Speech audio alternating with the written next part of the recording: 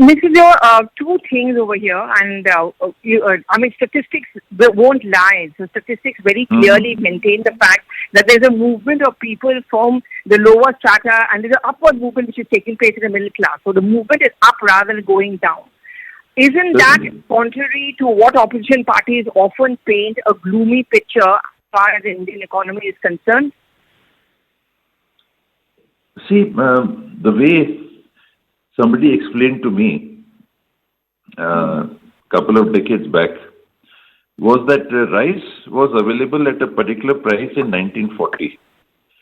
Let us say it was 40 kg, let us say it was a couple of. So what income you have is going to purchase. Today you are more. It would have been in 1940. And I'm trying to give an example. How many are you?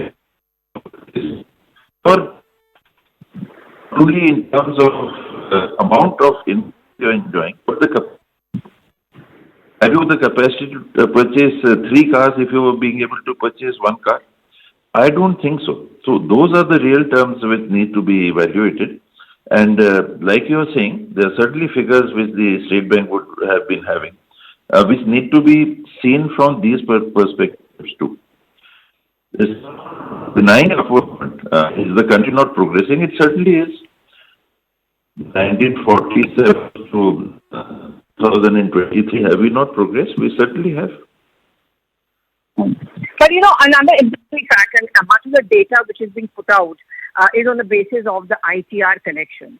It's an interesting mix. I mean, you have states like UP, you have states like West Bengal, Maharashtra, which are actually showing an increase in income tax collections. Would you then give credit to the new tax regime given out by this government, which has in place, one, increased transparency, and second, people do not have any qualms about now filing genuine income tax returns?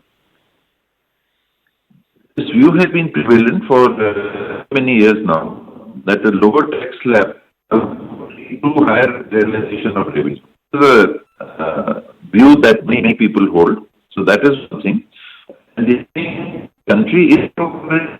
It is not as if it has started progressing from neither 2014 onwards, as is attempted to be portrayed.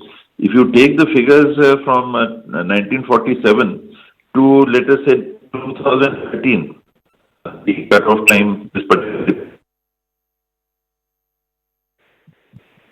So the country has certainly progressed. It has expanded.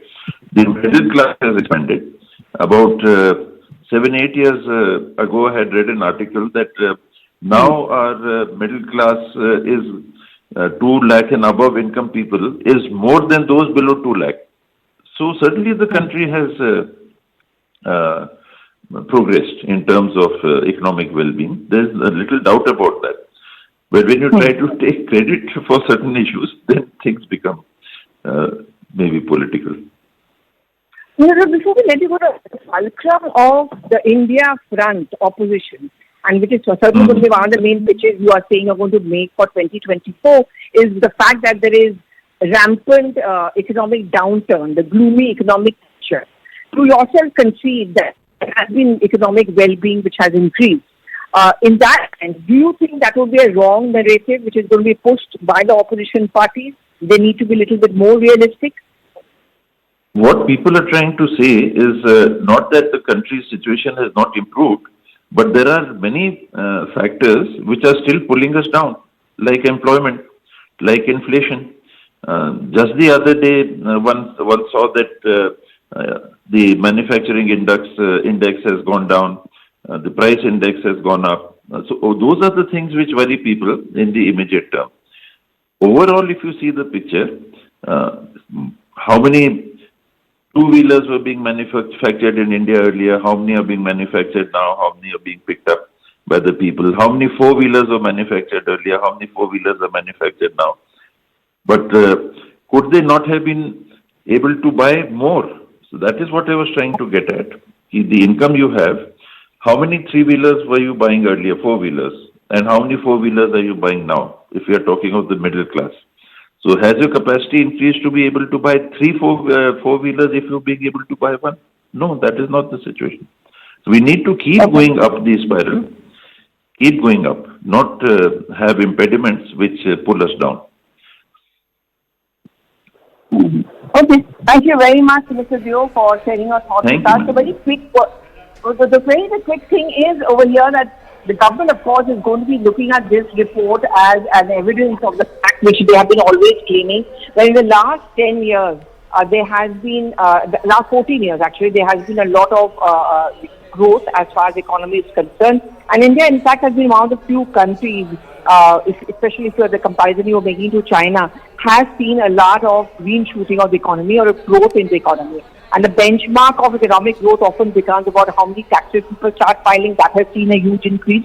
We had put out those figures also recently from the finance ministry. The second important thing, of course, is in terms of how people are spending.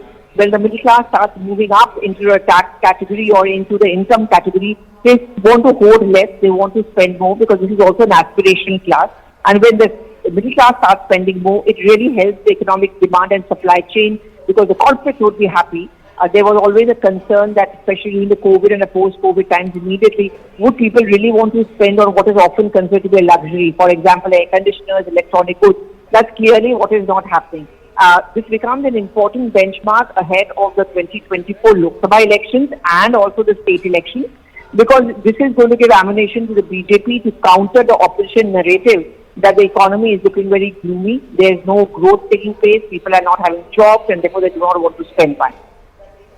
Also, Pallavi, this also comes just a day after RBI said that headline inflation will exceed 6% in September quarter. So, is this increase in income really helping? I think before I reply to you, you have the BJP's Narendra Taneja also now joining us on the phone line. Thank you so much, Mr. Taneja. You must be happy with the kind of figures and the statistics which have been put out. I mean, you think this calls what you would call the opposition's bluff and the claim that the economy is seeing a downturn? Well, opposition, I mean, in a democracy, they are entitled to their views, but the fact remains the economy is expanding. Today, we are $3.6 trillion economy on nominal basis, and we are roughly $9 trillion economy on PPP basis. The entire world is acknowledging it. All think tanks, all rating agencies are acknowledging it. The opposition can't see Congress in particular, it is their problem. Now, the fact is that, when the economy expands, where, you see the people are of course, the first beneficiaries. The economy is driven by the people. Government make policy, but economy is generated by the people in the form of individuals, in the form of companies, corporates, and in the form of partnerships and so on and so forth. So that's how it works. So when it happens, their own economy also get, expanded. It's simple economics. If the opposition can't understand it, it's really very difficult for me to comment on it. But the fact remains the economy is expanding. You just have to go to any town, small to big, the metros, and you can see, number of people who are buying new apartments, number of people who are buying, white goods, number of people basically are, adding to the daily comforts and so on and so forth, and the number of new companies being registered, number of new, business initiatives being taken, number of, investment so it's all there for the see. So I'm not surprised at the number. In fact, just wait for more time, couple of more years. This is going to expand even further. Because when the economy is expanding, the government has created now, since BJP came to power, we have created a kind of an environment in the country and an ecosystem and, facilitated by new laws and all that so that, people can take their own initiative. Companies can realize their full potential. Individuals can realize their full potential. And especially when it comes to middle class always the frontline beneficiary. So when these numbers come with the SBI is talking about, basically because they are the frontline beneficiary. But that means the government also gets more in terms of taxes, and that is used for those people who are, for instance, need assistance from the government or need some kind of support from the government. Therefore, on the one hand, middle class expanding. At the same time, government is using funds available to take care of those people who need support. Underprivileged people or those, poor people or people living in far-flung areas. So you go anywhere in the country, whether rural areas, the remote areas, or the big cities and the metro, you see the economic landscape is changing. There is smile on the face.